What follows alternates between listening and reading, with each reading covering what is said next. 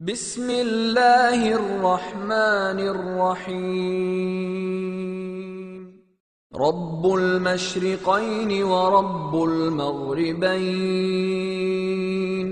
فبأي آلاء ربكما تكذبان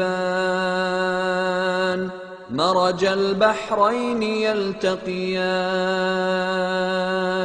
بينهما برزخ لا يبغيان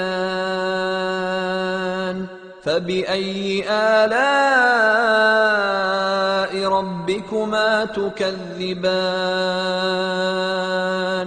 يخرج منهما اللؤلؤ والمرجان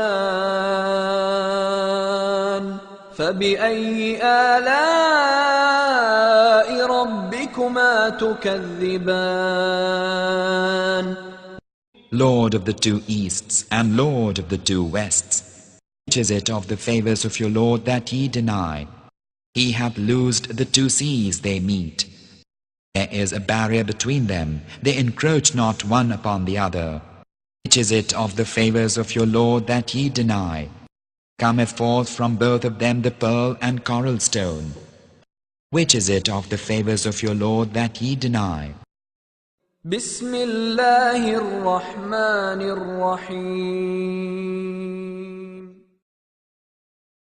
وهو الذي مرج البحرين هذا عذب فرات وهذا ملح أجاج وجعل بينهما برزخا وحجرا محجورا وهو الذي خلق من الماء بشرا فجعله نسبا وصهرا وكان ربك قديرا.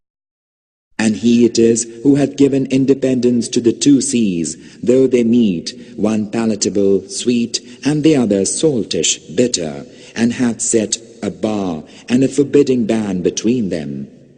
And he it is who hath created man from water, and hath appointed for him kindred by blood and kindred by marriage, for thy Lord is ever powerful.